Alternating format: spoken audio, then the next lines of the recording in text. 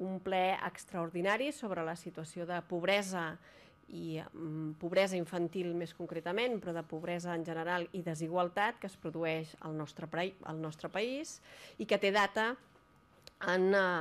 just abans o després del proper ple ordinari del 12-13 de març. Per tant, al voltant d'entre el 12 i el 14 de març se celebrarà aquest ple extraordinari. Ja vam explicar les motivacions que portaven el nostre grup parlamentari a impulsar-lo, la necessitat, d'una banda, de donar visibilitat a la situació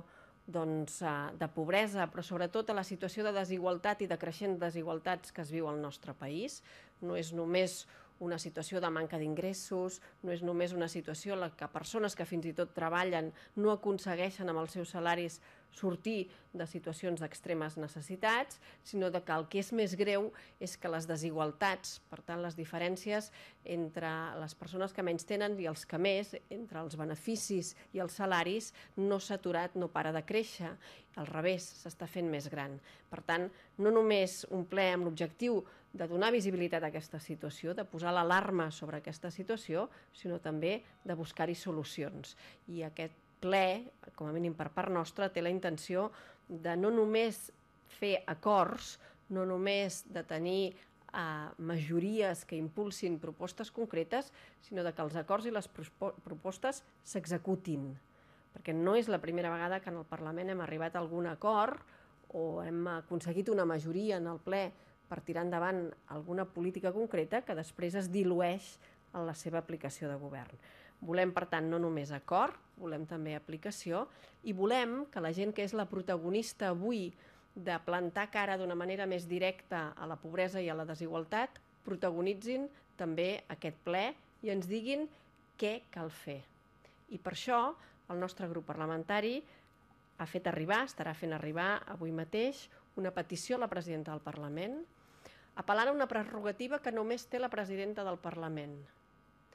i és la que li dona l'article 178 del reglament del Parlament i que atorga a la presidenta la prerrogativa de poder convidar perquè intervinguin en el ple aquelles personalitats que tinguin una rellevància o que tinguin importància a nivell econòmic, polític o social. Doncs nosaltres li demanem a la presidenta del Parlament i a la Junta de Portaveus que acordin que el proper ple extraordinari comenci amb la intervenció de les organitzacions socials que avui estan plantant cara a la pobresa. I en tenim una proposta. Poden ser les organitzacions que ara us proposaré i poden ser d'altres, perquè afortunadament tenim un teixit social potent que està plantant cara a la pobresa. Nosaltres proposaríem que el proper ple extraordinari comencés amb la compareixença i, insisteixo, és possible, perquè el reglament així ho permet, que en el ple del Parlament intervinguin aquestes persones, si així les convida la presidenta del Parlament, proposaríem que comencés el ple amb la intervenció de la Teresa Crespo, en tant que presidenta del Consell Assessor de Polítiques Socials i Familiars del Govern de la Generalitat, que continuessin les intervencions dels presidents o representants de Càritas, de Creu Roja, d'Intermón, d'UNICEF a Catalunya, de PINCAT, que és la plataforma per la infància a Catalunya, de la PA, que és la plataforma d'afectats per la hipoteca, i d'Arrels. Insisteixo, no és la primera vegada que es faria ús d'aquest article. El president Benach va fer ús de l'article 178 en una anterior legislatura quan va convidar el senyor Solà a parlar precisament de l'estat de la llengua al nostre país. I ara el que li demanem a la presidenta és que davant d'aquest ple extraordinari s'iniciï amb la compareixença, amb la intervenció, amb el posicionament d'aquelles entitats i aquestes persones que avui afronten la lluita contra la pobresa i la desigualtat, que no només hi treballen en el dia a dia, sinó que bona part d'aquestes organitzacions que us he mencionat tenen estudis i informes que quantifiquen quantitativament, però també qualitativament, l'estat de la pobresa i la desigualtat a casa nostra, tant de la pobresa infantil com de la gent que viu sense casa, de les dificultats d'accés a la vivenda, dels temes de pobresa energètica o dels temes de dificultat per mantenir una llar i, per tant, que siguin les seves intervencions les que situïn el debat, les que iniciïn el ple i les que donin també orientacions i propostes a la resta de grups parlamentaris i, per tant, també al govern. Aquesta és la nostra proposta per iniciar el ple extraordinari. Insisteixo, hem fet arribar aquesta proposta a la presidenta i a la mesa avui mateix i després de la roda de premsa el que farem és distribuir-vos també aquesta petició perquè tingueu aquelles entitats que nosaltres creiem que podrien ser les que podrien intervenir. És evident que, com deia, n'hi ha d'altres i que, per tant, podríem acordar si han de ser totes elles, si n'hi falta alguna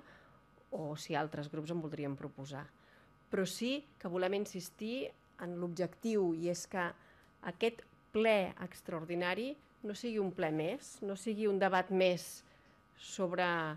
el moment que estem vivint, sinó que tingui la transcendència suficient com per situar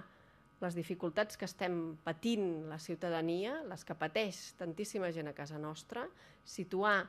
quines mesures calen prendre de forma urgent i garantir que es duran a terme i no només garantir que s'aproven i que després no tenen recorregut.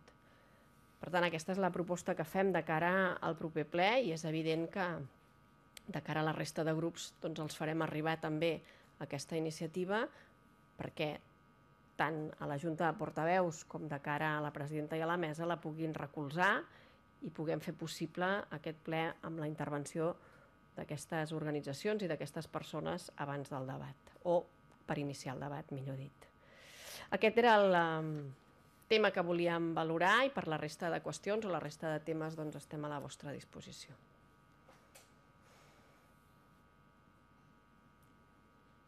Sí?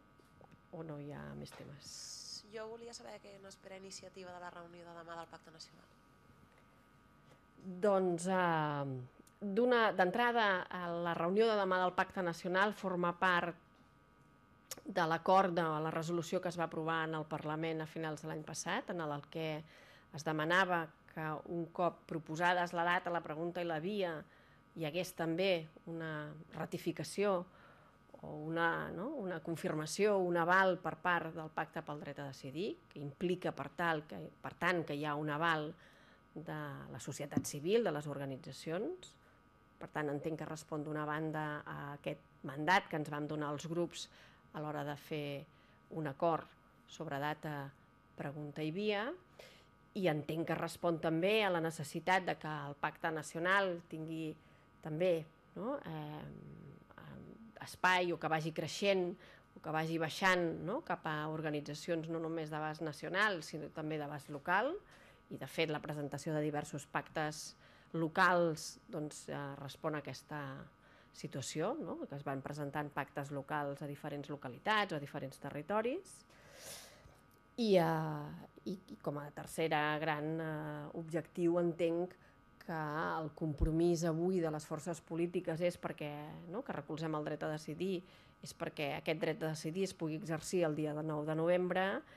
i per tant que el Pacte Nacional també faci costat, per dir-ho així, a aquesta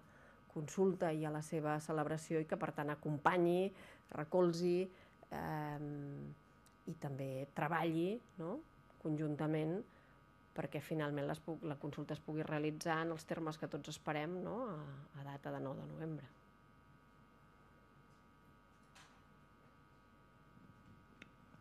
Senyora Camats, la qüestió dels empresaris continua al voltant dels empresaris i tot aquest tema continua donant titulars. Avui el president Mas ha dit que es van desvirtuar les seves paraules i que no demana que els empresaris es pronunciïn sinó que hi siguin al procés. El senyor Homs també ha dit que el que genera inestabilitat és no poder votar en resposta als presidents de la COE i Foment del Treball. No sé què hi pensa Iniciativa. Mireu, el que genera inestabilitat són les decisions que en bona mesura pren el govern, quan recolzen iniciatives com la del govern central, com la de la reforma laboral o quan ens obliguen a l'oposició a prendre decisions com la del ple de la pobresa, perquè el govern no ho encara. Per tant, la inestabilitat, en aquest cas, no l'atribueixo al mateix que diu el senyor Homs. Però pel que fa als empresaris, fa estrany pensar, no?, que les organitzacions empresarials d'aquest país no tenen opinió sobre la consulta, sobre la data, sobre el procés del dret a decidir, perquè jo els he sentit opinar sobre el canvi climàtic, sobre els 80 km/h, sobre la reforma laboral i sobre pràcticament tots els temes de l'agenda política. Per tant, fa estrany pensar que no tinguin opinió també sobre la qüestió nacional. El que crec que els hem de demanar, com a la resta dels ciutadans i la societat civil, és que l'expressin públicament, no només en privat, i que per tant, si tenen alguna cosa a dir, i que estic convençuda que la tenen, ho diguin obertament. Perquè al final, qui acaba decidint en tot aquest procés és la ciutadania, és un procés democràtic, i allà empresaris i treballadors comptem igual, perquè és una persona un vot. Per tant, és bo conèixer les opinions de tothom abans, que si tenen res a dir, doncs que les facin públiques. Volia saber si hi havia hagut algun pas de Convergència i Esquerra després de l'entrevista del cap de setmana de Joan Herrera desmarcant-se d'aquesta reunió, possible reunió per un punt comú a les europees. No és tant desmarcar-nos. Nosaltres estem d'acord en que en el nostre programa electoral de les europees parlarem del dret a decidir. És obvi, no? És a dir, el que hauria d'estranyar és que ara diguéssim que no ho farem. Ho duíem en l'anterior programa i, per tant, allò que ens hem compromès en el Parlament de Catalunya, allò que hem portat en el Congrés dels Diputats, ho defensarem en el Parlament Europeu, com hem fet amb l'anterior diputat i com esperem fer-lo amb el proper. Per tant, és que ja estem d'acord en que en això ho portarem, ho treballarem. Nosaltres fem un programa electoral acordat amb una convenció programàtica que voten les nostres bases, per tant, és el procés que sempre treballem per fer un programa electoral. I, en tot cas, així ho vam dir ahir, quan en una reunió en la que se'ns va convocar per part de l'Assemblea Nacional de Catalunya es plantejava precisament la qüestió de compartir punts programàtics o de parlar del programa de les europees, i això ho direm demà, per exemple, en el Pacte Nacional pel Dret a Decidir, si també se'n parla o si cal parlar-ne, i és que nosaltres defensarem la consulta i el dret a decidir en el seu exercici pràctic, institucionalment allà on tinguem presència i políticament i socialment com a força política en el carrer i on calgui. És que no hi ha cap desmarcada. El que també hi ha, i és el que deia en Joan Herrera de forma molt clara, és que el que no veiem la necessitat és d'escenificar allò que és obvi, i és que defensem el dret a decidir, i que ho fem de cara a les properes eleccions i al proper programa electoral, com ho farem en el següent. I em sembla que és el que ell va explicar, i lamento que el conseller portaveu o el portaveu del govern ho vulgui entendre d'una altra manera, però ja li explicarem.